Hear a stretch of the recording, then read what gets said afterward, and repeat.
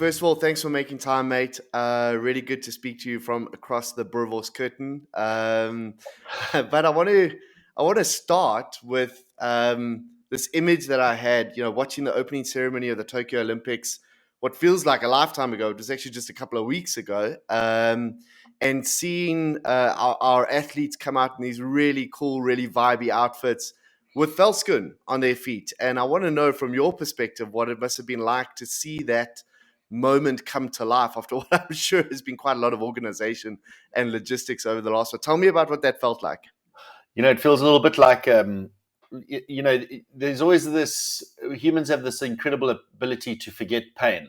And when Yes. you're in the Short moment, memories. yeah, we've got very short memories, but it was glorious. It was Veldskoen has been a 5-year journey, and the idea came about because we wanted to make the South Africans feel proud about walking out at the Olympic Games, and that's really the genesis of the idea. So when they walked out, to be blunt, it was emotional. Our team was all together, which was cool.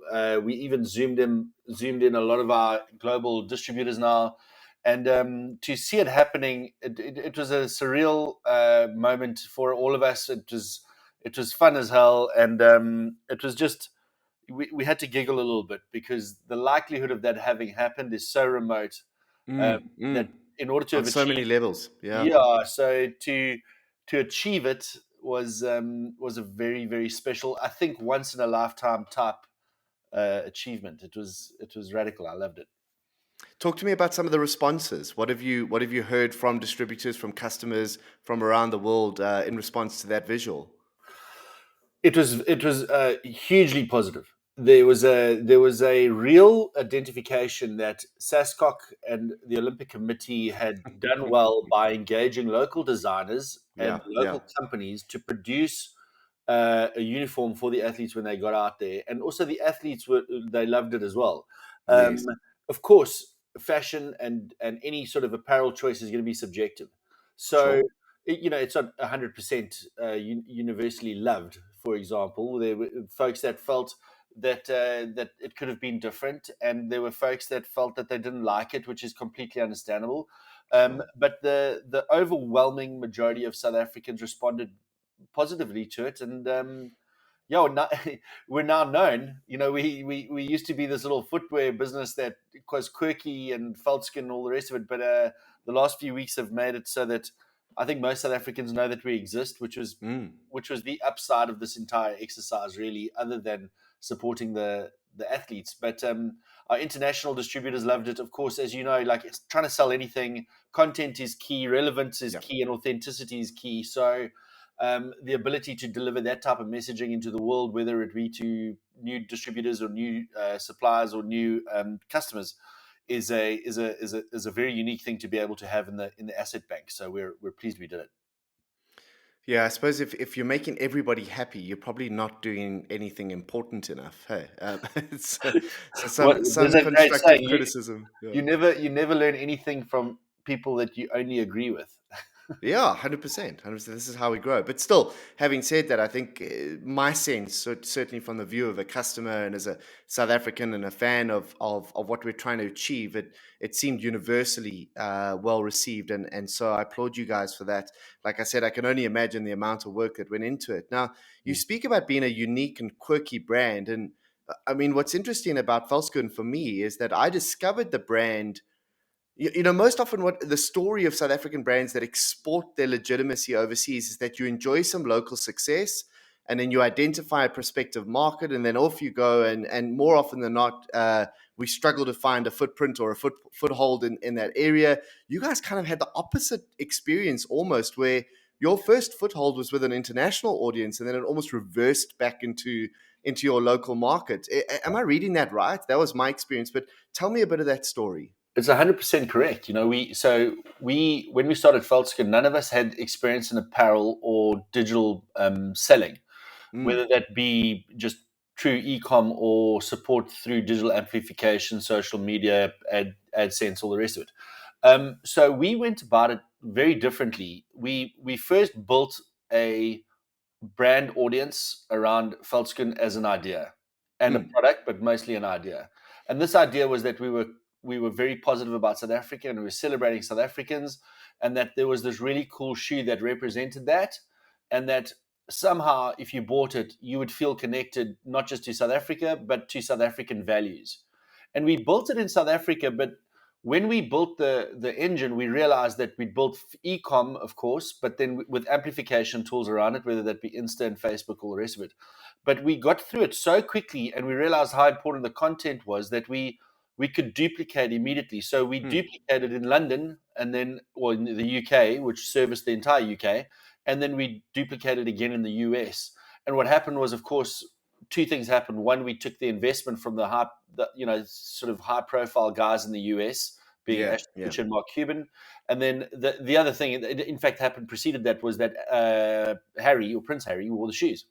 So we had this really big international exposure, which then made us totally relevant in South Africa, because in South Africa we were Veldskoen, but remember, Veldsken's been around for 300 years or 400 years. It's arguably the oldest shoe in the world. So in South Africa it was like, oh, okay, they're back.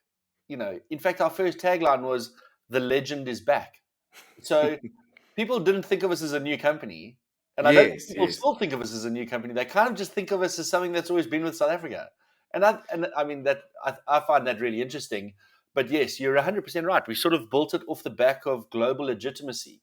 Yeah, Then it yeah. grew in South Africa, and then we used that to then find even more relevance. But we the one thing that we're incredibly strong on is our value set, which is that this is a South African company and this is a South African product, and our job is to highlight and amplify South Africa in a positive light.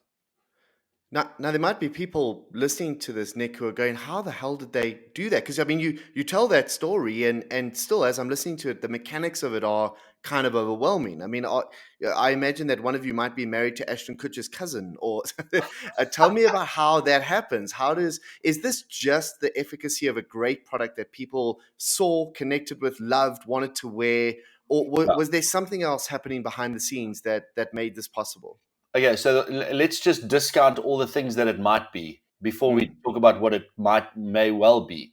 yes. There's definitely no grand design. There's Yeah. definitely no marketing genius, and there's definitely no strategic advantage that we've had. So Mm, let's take that out. Let's remove all of those. So it's very hard to define in terms of a plan that was executed. It's simply not the way it happened. yeah. How it happened was we built a really good product, and it had an authentic story to tell, and it was a Mm, story that people liked. mm, um, but the product is a ripper.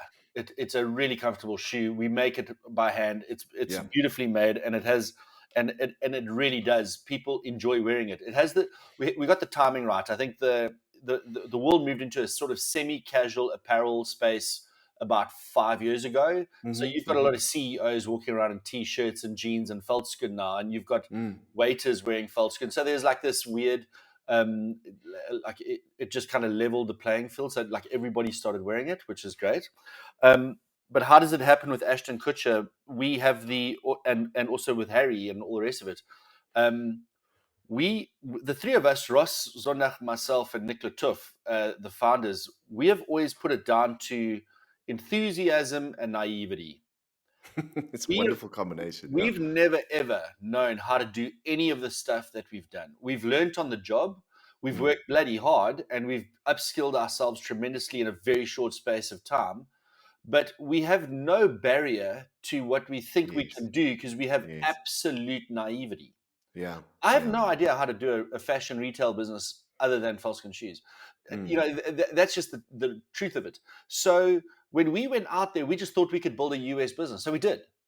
And then when we did that, a South African guy called Steve Watts, who we'd never met, found the product online, said, "This is beautiful. It's an authentic thing. Would you be interested in us helping you in America with it?" And we're so naive and so open and so enthusiastic. We immediately said yes. In fact, I phoned him, but his wife answered in San Clemente, California, which meant it was like 3 in the morning. Turns mm, out he was in Durban. Ross and I got on the plane the very next day to go meet him in Durban. hmm. Had Yeah. lunch with him, good family, lovely people, popped over to the US, started talking to them. They wanted to do it. And it turns out, unbeknownst to us, that their shareholders are Mark and Ashton. And there's nothing other than absolute serendipity and enthusiasm and naivety that made that thing happen.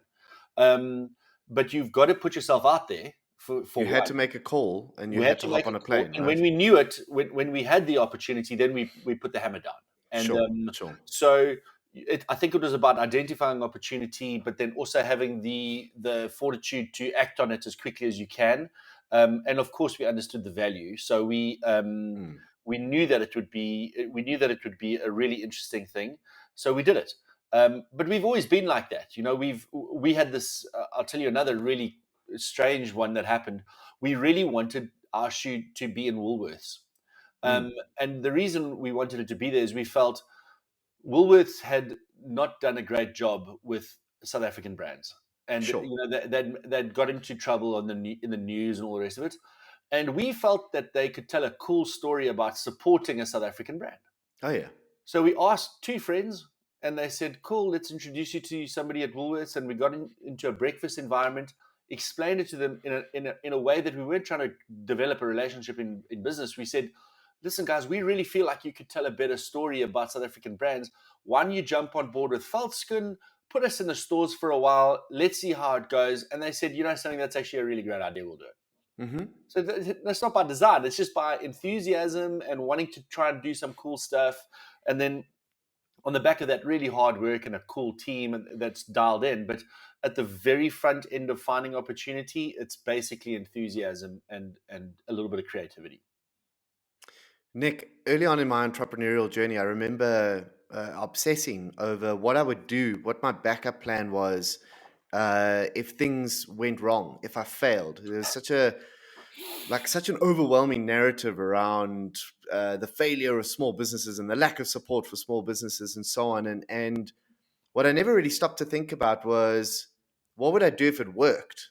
Um, how what would I do if it succeeded? And weirdly enough, that has almost as many problems and challenges attached to it. Because I have a saying when I play golf. There's nothing harder than recovering from a good tee shot. Sometimes you hit the perfect shot, and then you have to figure out how to follow up and hit the green from there. Yeah, So it sounds like you guys enjoyed some early success. yeah. Talk to me about some of the unexpected or kind of unanticipated challenges that might have come since then, and how together you guys have kind of innovated and continued to apply that great combination of naivety and enthusiasm to solving those challenges. Yeah, so that is a really great question because success looks very different at specific levels of growth, especially in the Mm, apparel mm, business, right? So mm. let's say you get proficient at online and you're telling good stories and you're doing X turnover online. Then all of a sudden, the second distribution channel presents itself, which is retail. Yeah. And I can tell you, building an online website is one thing, but selling shoes into a group like Woolworths is a completely different animal. Mm, And you have to get the skill sets inside your team to do that correctly from a supply yeah. chain management perspective. So our the way we did this is we realized we had a skill set shortage amongst the three of us, especially when we got into the bigger channels. Mm, So we acknowledged it to our partners. And from the very beginning, everybody that we've dealt with, we have asked them to understand that we are a small business and that we would like to grow with them, but that we would prefer to start small on everything that we do. mm, So mm. when we got our first retailers, we went into 4 or 5 stores at a time. And then build it out into one of our great partners, Outdoor Warehouse. It's over 20 stores now, and we're very good at it. And you have to be very good at it to succeed in retail. You can't get your ordering wrong. You've got to get your size curves right, all the rest of it. But we attracted some true talent in Veldskoen. We're very lucky. It actually just so happens to be Ross's wife, Dricky. She's our chief operating officer, and she really is a world class supply chain manager and operations manager. And she deals with all of that. But what happens is, as you grow, you hit these skill set deficiencies that have to be dealt with. But how we approached it was by always acknowledging that we were small, not pretending to be something that we're not, and being completely open and transparent about our willingness to learn and to excel in specific areas. But we asked for patience, and everybody that we've dealt with has found that that's been a refreshing way for us to approach it. And we have found great success doing that. And then we feel like we build meaningful relationships. We're incredibly, we stay with our network of distributors, and that's, I think, what's made us an attractive offering. It sounds to me, I mean, I talk a lot to modern leaders about the importance of a level of criticism, or at least critical thinking about the validity of the things that got us to the point that we're at now, and whether or not those are continuing or going to continue to help us moving forward into the future. And it sounds like you guys have, despite what has been a great start to this journey, a fair amount of, hold on, let's just wait and think about whether or not this is going to make sense for us in the future. Are we assuming anything? Mm, Nick, that's not something that happens naturally. Generally, you learn that skill through experience or sometimes trauma. mm. How is it that you guys? What are your backgrounds, and what do those backgrounds bring to this business in combination? How have you brought that experience to the space? If I reference your previous question about fear and getting to a point where you're succeeding, and that presenting its challenges, along with what the future holds, which is what this question addresses, and how do we deal with that internally, trying to make the right decisions. The first thing is we are very similar, Ross, myself, and Nick, in terms of our upbringing. We all schooled at the same school, Pretoria Boys High. We're all the same age. We've all got young families. So I think from a life placement perspective, we're all quite similar. We also have very challenging business pasts. So we've got some Mm, failures under our belts, which I think we're all three of us are quite proud of. But the way we've tackled it is we have right in the beginning insisted that we are going to build a happy business, which sounds so esoterical, and so forgive me. But a happy business, we believe, is a business where you have the ability to directly make your point in a strong debate, and that consensus will be reached in a kind and respectful manner. And we insist on our value set in every single thing that we do. So we argue very, very often and hard about mm, tough decisions. I'll mm, give you a great example. We haven't opened up our own retail store in South Africa, which is the most, everybody, if you think about it, it's like the model is more stores, right? If you think sure, about our sure. competitors, is that up to 15, 20 stores, whatever. We've decided not to open one. So Hmm. that internal decision making is tough. And you have to make sure that everybody has their say amongst the founders, and also our senior management team, Jicky especially. And Sure. then we go hard at it, we debate it, but we do the work. In other words, we study the decision, we take a look at the model that's presented to us, and then if we don't find consensus, then we don't proceed. Unless we all do it, unless we're all bought in, it doesn't happen. And the mindset that we have is always to do it in a kind and respectful manner. That there's no excuse for it. That we nobody is allowed to be disrespectful, and nobody's allowed to be unkind. And then the last thing that we do is we approach it mentally in a manner that it's never been done before. So we're never seeking to make decisions based on the success of others that have taken our Mm, path. We okay. believe that Veldskoen has its own path that hasn't been ground before. It's effectively a digital marketing business that so happens to sell shoes. It's not a fashion retailer.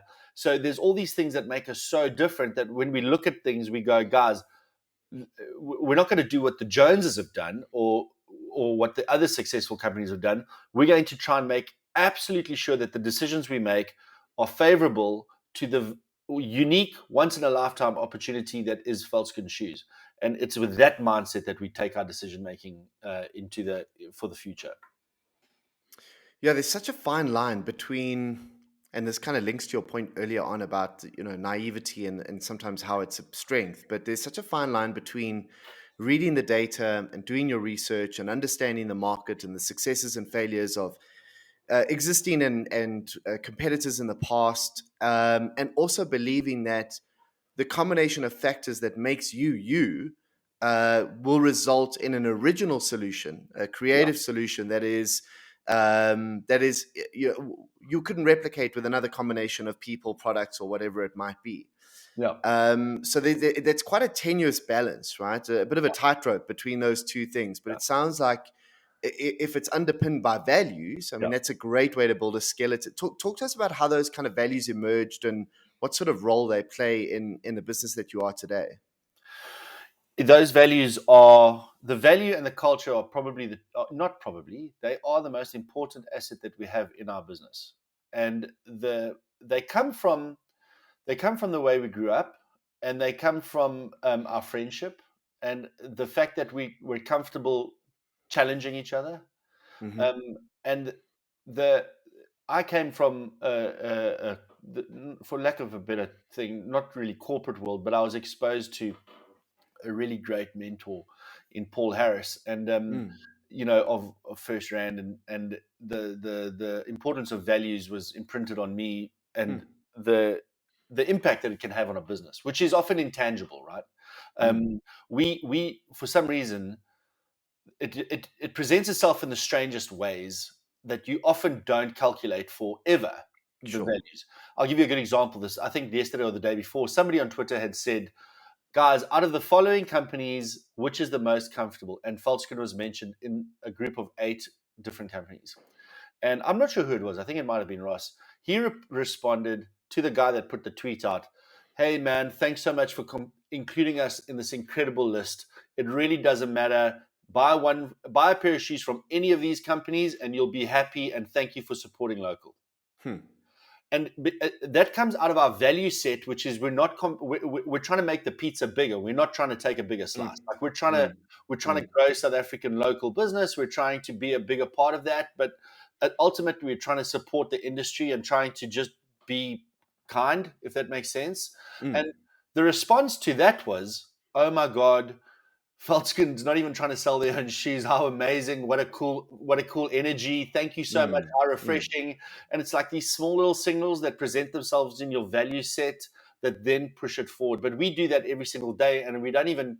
It's like it's not a targeted, calculated thing because we put it into the business early, and we uphold it. We thankfully our team does as well. We've been through tough times through COVID, and our team believes it, and we don't have to. I don't have to coach the staff anymore. Like it's in our DNA now, and I think mm, there's many books written about the fact that it's almost impossible to change bad culture, but it's mm, mm. absolutely possible to create good culture. Yeah, And yeah. if you don't create it in the beginning, you're going to find it hard. And if it's bad, it's hard to change. So we've always been very strong on creating great culture right from the beginning of the business, and you know, and just acknowledging what are the facts. We're small. We're a startup. We're trying our best, and we're just like everybody else out there, just trying to do something cool.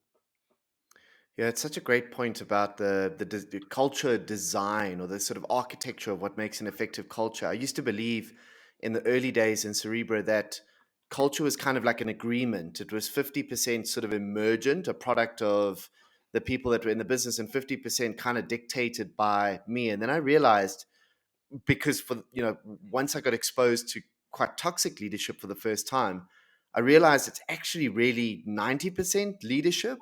Yeah, And but what happens is that you don't necessarily then own that. That's not your child. You lease that, you codify it, you externalize it, and then it becomes something that people adopt and test and modify and so on and so forth. So yeah, that's quite a difficult balance to get right. And it sounds like a lot of that is based on the inherent trust that already exists in the partnership. And of course, that can also be a double-edged sword.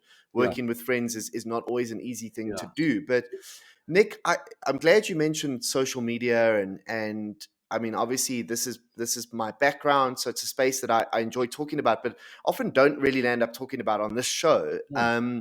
But I'm really interested to understand you're in a space that relies very heavily on personal advocacy and what we've come to call influencers, as a means to familiarize your audience with your product and also hopefully convince them to buy it and support the brand.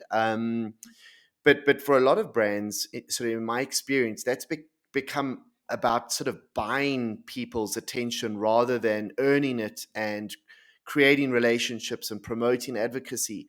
I get the sense that you guys really consider influence to be a critical part of your business, but not in the sense that it's something that you buy like a billboard.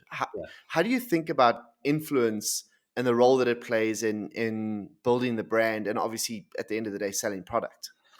Yeah, it's critical, and we are the brand in South Africa that I think has probably benefited as much, if not more, than everybody Mm, on the positive effect of influence, positive influence. mm, And I mean, we've had every large scale influencer uh, get involved somehow at some level with Veldskoen, whether it's high profile chefs or rugby players or artists or musicians, or we've had loads. And I mean, the list is incredible. I mean, just a couple of days ago, Adriana Lima put something on her social media about Veldskoen, and that's 13.3 million followers.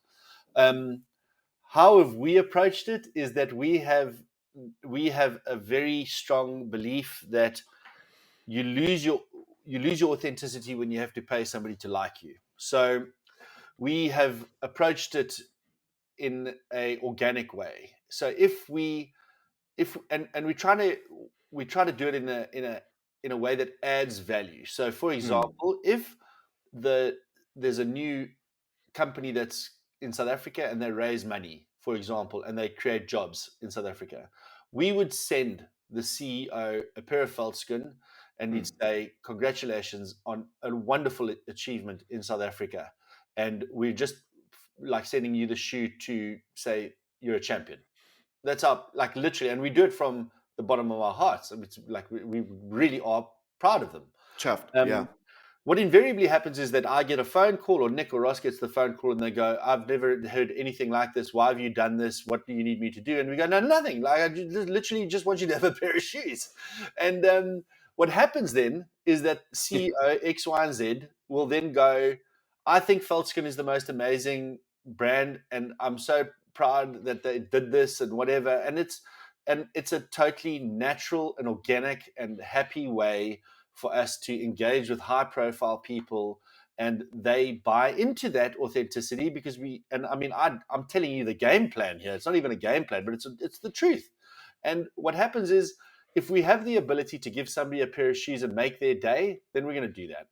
And we're Mm, going to do it because we want people to feel cool about South Africa. And then that is exactly how it has happened. We've got a nice network. Our mate is John Smith, and he's been a huge advocate for the shoes from the beginning. But at the same time, we've given shoes to random people, and then that random person gives it to another person, and the next thing, an influential tweet or Instagram post is created. Do you know that we've had shoes on Matthew McConaughey, the I did not know that. yeah, so Matthew wears our shoes. We still don't know how that like works, and we think it was to do with somebody in the States that knows us that gave him a pair, and that's just I don't know how to explain it. It's we benefit from it, but our game plan or our strategy is to almost not participate in this. So I don't have one paid for influencer, and but oh, and sorry, the other thing that we do all the time is we collaborate. So if we could help, Ford Motor Company, they're wonderful. They created all those incredible jobs in South Africa. They wanted to launch their new car, and they got in touch with us and said, would we do shoes? We then throw the kitchen sink at it, and we share Mm, that on our mm. platform. And I mean, we're not in business with Ford, but they're doing a really cool thing, and then we're doing a cool thing, and then we do it together, and then we spread the audience size. It's just it's hyper organic, and it's in real time. That's how we do It's it. interesting, Nick. You say, values are an intangible, and yet you've just listed two examples of where they are absolutely concrete underpinnings of decision making, right? Yeah, So if the values are aligned with the influence, it's not an influencer anymore. It's just a happy customer yeah. who wants to be an advocate. If the Mm. values are aligned with a partner in collaboration, it makes the agreement a shoe in, if you'll excuse the pun. I've really struggled not to make more shoe puns in this in this call. It's Uh, very difficult. Jeepers, I've struggled, man. So I keep thinking as you're speaking about a saying that my dear friend Richard Mulholland, who I'm sure you know, said a couple of years ago, and then I quoted him recently online, and he was like, "I don't believe that anymore," but I'm going to quote him anyways because whether you believe it or not, you said it in the first place, and now he has to be accountable for it. But this idea that often advertising is the price that we pay for a bad product. Now, I know that's an oversimplification of both things, Yeah, but it seems to be in many ways true of your story is that your focal point has been how do we make an incredible shoe, and if we make an incredible shoe, people are going to want to talk about that. yeah, Obviously, people might not want to talk about an insurance policy in the same way, so we can't necessarily compare apples and yeah. pineapples. But I think that it's a really great reminder of the importance of just committing to beautiful craftsmanship especially in your space, especially Yeah. in apparel, you know? Yeah.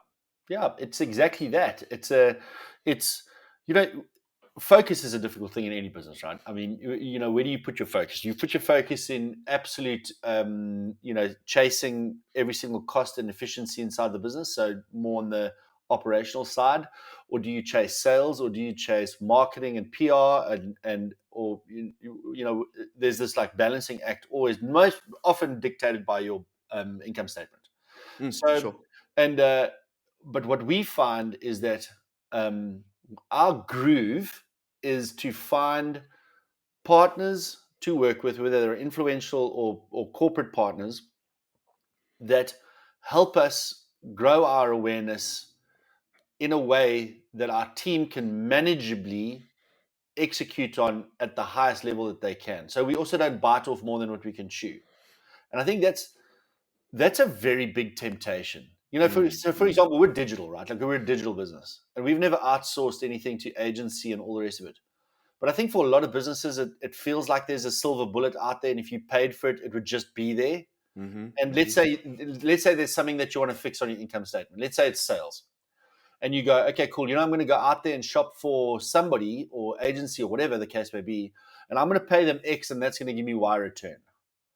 I think there's that temptation is in every single business, and sometimes Yeah. it works and Yeah. sometimes it doesn't. It's Yeah. just you've got to decide on those things.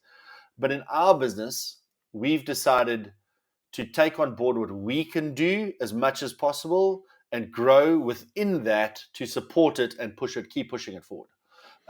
As opposed to just looking for the big, massive moment. If I had to, for example, get a phone call from Walmart today and said we want 5 million pairs of shoes, of course it would be incredibly flattering, but I'm not 100% sure we'd be good at it, and I think we'd Mm. probably be out of Mm. business in the next year. Hmm. So you've got to think a little bit more. It's not conservatively, but it's definitely from a manageable, Deliberately. responsible growth perspective. You've got to think around those things. Yeah, this idea of technology as a panacea is a sort of common denominator that pops up, especially in conversations around the way that technology is sold by vendors or consultants and often agencies. I mean, I've certainly been guilty of this in the past. And I think what I'm hearing you say is that if the business underneath that technology is not sound, is not watertight, all the technology really does is kind of amplify that. It amplifies the dysfunction. It makes it kind of worse, right? So as you're saying, like scale is incredible, growth is amazing, but you want to make sure that every end of that fulfillment has been scenario planned and Yeah, stringently tested, and you've considered all of the possible fallouts, because ultimately it doesn't matter how quickly you grow and scale if you do it ineffectively, if you break the promises that you consistently have made to customers before. And I mean, how often have we seen this with South African brands, that as they expand, so the experience just kind of degrades and rusts, and it's disappointing, but you can also understand how easily it happens, yeah, right? Yeah, so the temptation, I think, to be more deliberate, more cautious, mm. more considered in your approach, I think is probably a skill again that you acquired Mm. from previous experiences. So what was the thinking behind Pluckies then? Because Pluckies is its own thing, but also kind of not its own thing, very much a part of the same mindset and ecosystem. Tell people about how that came about. It came about as an idea at the same time as Veldskoen. So we actually sat on it for a long time, and Okay. but we recognized that there was two pieces of footwear apparel in South Africa that had all this brand equity for hundreds of years Mm, that was mm, just never cashed in on. So we actually took both, right? So it was Veldskoen and Plucky, and we knew that we were going to do a flip flop, but again, our values, we needed to make them in South Africa. yeah. Now, I can tell you that that's difficult. No, I can It's believe that. very, very difficult. And it's not difficult to make a really bad flip flop in South Africa, but it's really difficult to make a really good flip flop in South Yeah. Africa. And Yeah. we paid huge school fees, but we Mm, wanted to do something that was local, of value, that could be also tell good stories off, because this is our strength. So it took us 2 or 3 years to get the product right, and there's a clear global benchmark for this stuff in terms of mm, quality mm. and price. It's our friends in Brazil, and Yeah. Yeah. so we you've got one benchmark, and we don't intend to be in a position to overtake the 240 million odd flip flops Havaianas sell in a year. But I think it could be 24 million, whatever, the number's staggering. But what we want to do is we want to have a flip flop in South Africa that people could choose because it's been made here, and it's Mm, good value, mm, and it's good quality. mm. And it's also the source of quite a good time, right? Like, we're always wearing flip flops during the summer, and it's not just for sport or after sport. It's over a braai and just like at dinner, or whatever. So we just feel like there's a big opportunity there. But again, it falls into the same narrative as Veldskoen, which is it has to be a good product. People have to love it, and then we want to tell fun stories that make people feel good.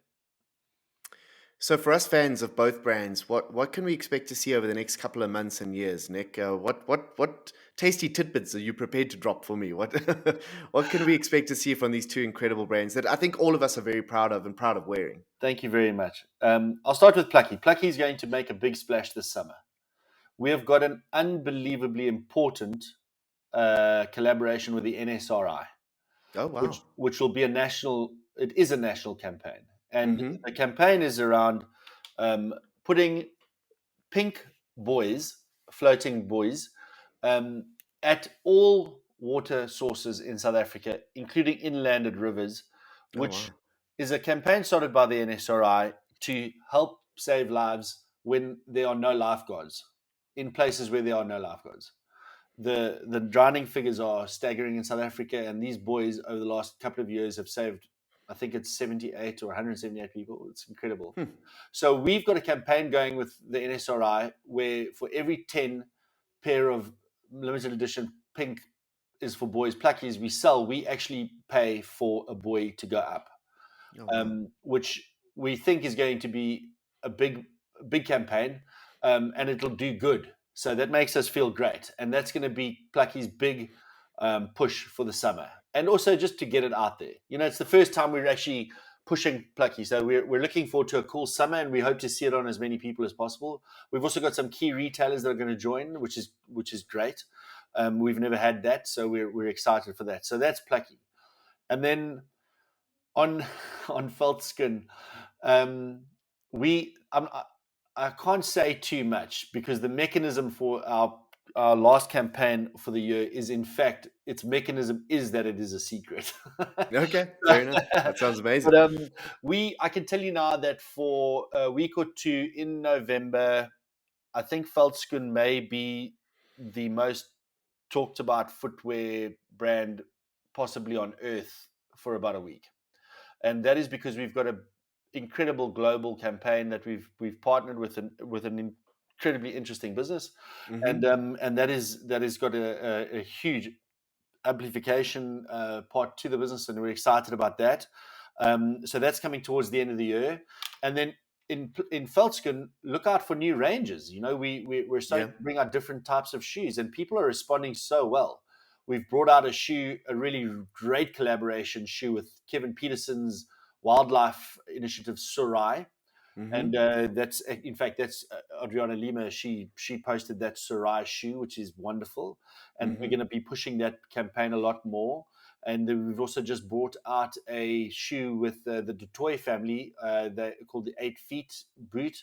The Dutoy family are these wonderful family that live in here in the Western Cape, and one of the brothers is Peter Steph Dutoy, the rugby player. But they've got a wonderful thing, and check it out on our site, 8 Feet. It's brilliant. So we've got really interesting collaborations. We've got a nice big thing coming with Veldskoen towards the end of the year, and then internally our big focus is getting a flip flops onto people and trying to help the NSRI. That's our game. That's amazing. It gets so encouraging to hear, and I can't wait to see those things come to life. I end off all of these conversations with two questions. The first question is, if you could go back in time and just utter one sentence to your 18-year-old self, what sentence would you tell that 18-year-old Nick Dreyer? And I'll give you a moment to think about that while I ask the second question. If you could insist that one book be included in the education system, in the primary schooling system or the high school schooling system, that every child in South Africa should read, what book would it be? So, what would you tell your 18-year-old self, and what book would you prescribe as learning or reading for young South Africans?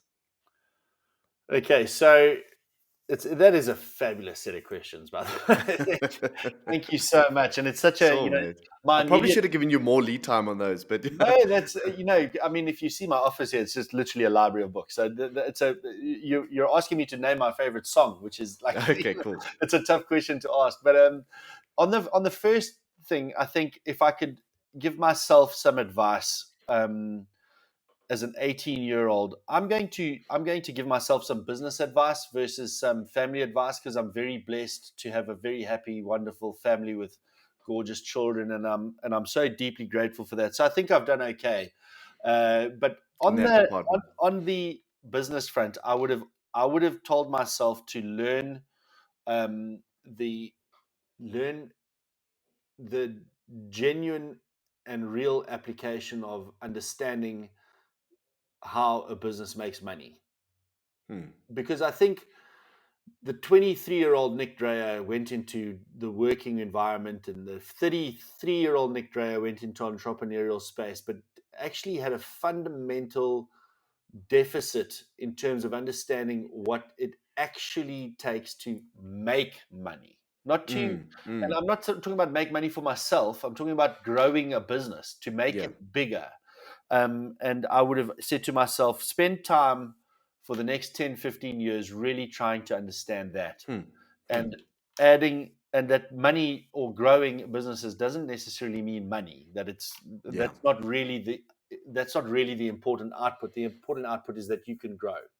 um, so that's my what advice I'd give myself. Then on the what book should every child read, I'm actually looking at my library now, and I'm thinking which one should it be. I think in South Africa, I would recommend every single child reads A Long Walk to Freedom, Mm-hmm. uh, just to position yourself in South Africa correctly, from a, maybe from the viewpoint of the greatest guy ever to have graced Earth, maybe. So I think the to read that book would position South African Mm. kids in South Africa in a beautiful way. Um, so I would say that's the book I'd let the all children read, but older kids I'd say read in business, like read a book called Let My People Go Surfing by Yvon Chouinard, the guy that started Patagonia. Yeah. Because Yeah. if you're going to go out there and start a business, at least build a business that's nice, and that's Yeah. good for the world, and that treats its people properly, and respects the fact that we're on earth for a short period of time, and that we should be very respectful of our supply chain. Because the more people that read that book that go into business or even go into leadership roles, I promise you the world will be a better place. So I think for younger kids, A Long Walk to Freedom, and for kids that have got any ideals towards business or leadership, or in fact just the work life, read Let My People Go Surfing by Yvon Chouinard. Yeah, yeah. I was on a fishing trip recently with some mates and donning my Patagonia jacket with my Patagonia pants and like Yeah, my little Patagonia yeah, wading boots and whatever. And yeah, my mate was like, "Are you sponsored by them?" And I'm like, "Basically, they just don't know it yet." I'm yeah. like, And what's weird is that he tells us not to buy his products, right? I mean, it's just indeed, it's indeed, so indeed. amazing. Rings a bell, though. Rings a bell. Yeah, Nick, what a pleasure. You guys have been so accommodating in setting this call up. I know how mad the last couple of weeks have been.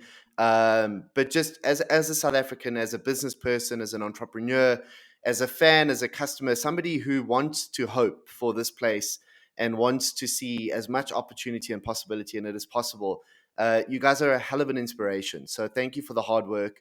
It's paying off probably in more ways than even you realize. So thank you again from all of us. that's kind of you to say, and thank you so much for the opportunity to come and talk to your audience, and well done to you for interviewing people like me and hopefully sharing our stories to make people's days a little bit better, and hopefully they can contribute positively to South Africa. So I appreciate the time. I really do. Lekker mate. Thanks, man. Chat soon. Cool. Yeah. Bye.